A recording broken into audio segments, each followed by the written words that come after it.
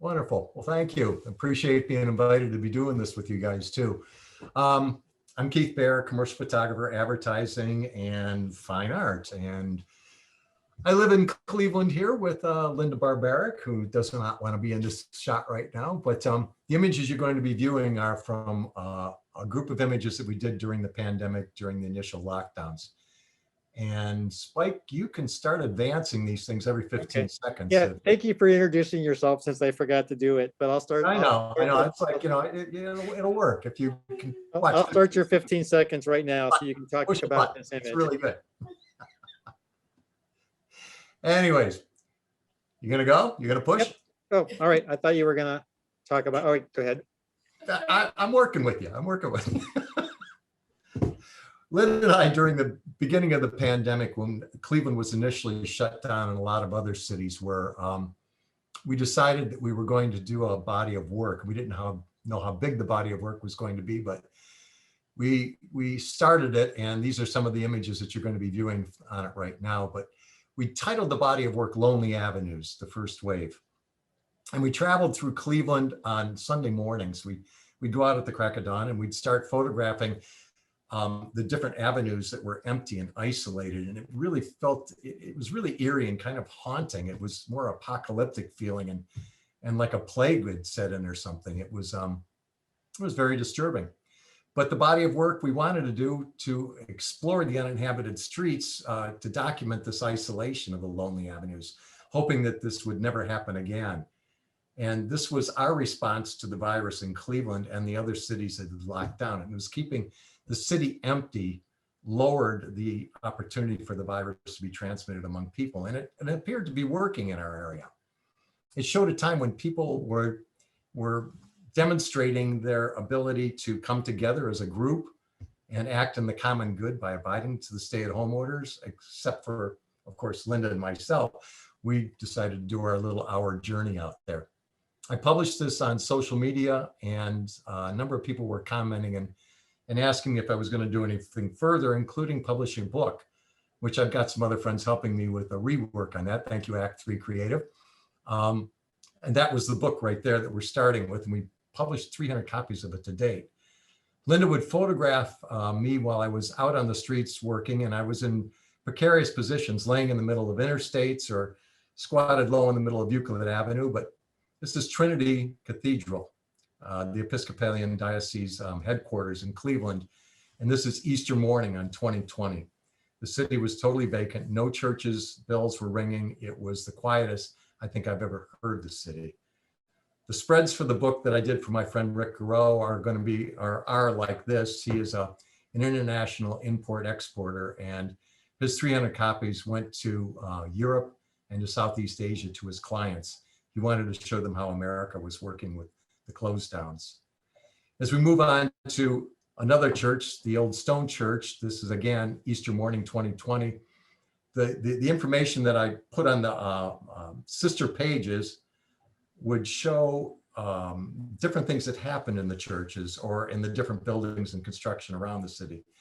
And one of the things, and I'm going to stay with Old Stone Church for a second, was Abe Lincoln was laid to rest on Public Square. You can slow down for a second, Spike. Oh, okay. And almost 15 seconds. That's great. Thank you. But there was a service for Abe Lincoln in the Old Stone Church when he was laid to rest on Public Square, and John F. Kennedy spoke on the steps of the Old Stone Church when Martin Luther King was assassinated. So there are little stories and tidbits, and advance if you don't mind, sir. Thank you. So as we move around the city, we were in the flats, we were on the interstates, we were everywhere that we could possibly think of to find these empty streets and these avenues. And we, on being the social media presence, you can start dancing again, Spike. Thank you, brother. I'm sorry, I'm laughing, brother. We started being approached by other people, including the Center for Health Affairs in Cuyahoga County and the state. And I had been publishing different things. Advance, please. Thank you. I had been publishing things like Mask Up Cleveland and Mask Up Ohio and Avoid Another Shutdown and cities do not need to be vacant. And we were coming up, Lynn and I were coming up with different headlines and such. Advance, please. And in doing so, the community was starting to see these things, and we were being approached time and time again by others. And from going on to seeing things like 4th Street and the other images every 15 seconds would be really cool. You're killing me, brother. We would come onto places like the Hope Memorial Bridge. Linda was following me very closely in the car in a lot of situations because we did not know who we were going to be coming upon in the city. And it was a little frightening when you've got your back to what would be traffic coming at you. And in an intersection like this that we all know, you just never knew who was going to come flying around the corner. So Lynn watched my back, and that was extremely helpful because we came out of this. After 8 weeks, the lockdown orders stopped, and so did our photography at that point. I've got a lot more of this than I'm showing right here tonight, but it was a really sad time in our society and in the world. And we all know that food was in shortage, and toilet paper of all things, and paper towels, and mortgages were being foreclosed on. And hospitals were filled with frontline workers, and frontline workers were dying. And we tend to forget the tough things like bodies being stacked in freezer trucks. And we all had to wear masks and wash our hands and not come in contact with the people that we love. But I hope we never have to see anything like this happen to us again, when our cities were shut down and people were not relying on science. They were listening to politicians bending facts. So my whole theme with this tonight is I really don't want to see this again, but let's not forget what happened in our city and in the country and in the world when this pandemic does finally end. Thanks, Spike. Appreciate it. Sorry, I wasn't a good Vanna White there for you, Keith, but I did the best I could. Thank you, man. Appreciate it. All right. Keith, I have to ask you, like, these images are so arresting, and, you know, a lot of us saw these things if you did go out, but most of us didn't because we were staying at home. Did you guys feel, I know that you said it was eerie, but I'm curious if, like, you know of anybody else who documented anything like this? Because no, I sit on the national board with the ASMP, American Society of Media Photographers, and we meet with different groups of ASMP members around the country and chapter leaders and such. And I haven't seen anything, and I've talked to a lot of the other chapters and such, and I'm sure there's going to be, well, I would think there's going to be something coming out, but this is a year ago that we did this. right, it would have come out by now, you would think. I haven't seen anything, so Yeah. I'm glad that Act 3 Creative is looking at it. It's a little dismal, the book. It's got some fun facts and things to it, but it was never intended as a saleable, marketable item. It was more intended as a history of what we endured and how people came together and such. But I haven't seen anybody else that's actually documented the cities to this extent being closed. Yeah, no, those photos are going to be historic, not just now, but like 25 years from now. That's what I'm thinking too. At least I hope they're historic in the fact that we don't see it again.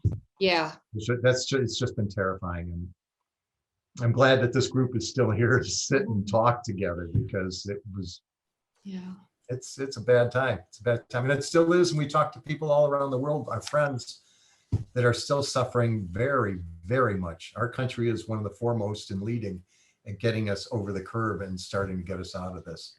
So we're really fortunate being able to do this, and hopefully getting back to 78th Street and meetings where we can all see CDPUG friends in person. Well, and photographers like you, I'm sorry to monopolize Spike, but there's a thing that I feel like we do need to talk about since you brought it up, is that, you know, the journalistic aspect of what you do as a profession, as a creative profession, you guys, and looking at what our peers in India are going through right now and who's documenting that. These are really important images, and because they influence people to take action or to some kind of change. But do you think that you've already seen some, even regionally, I mean, I saw that there was agencies that got behind you. Do you feel like those images have enacted change in any level? Don't know. I really don't know. We didn't know what we were going to be getting into when we started to photograph it. There was no comprehension if these lockdowns would be one time, would it be a week, would it be 2, would it be 8? Would it happen in the second wave? And I was fully anticipating that we would be going out photographing a second wave of lockdown and maybe even a third.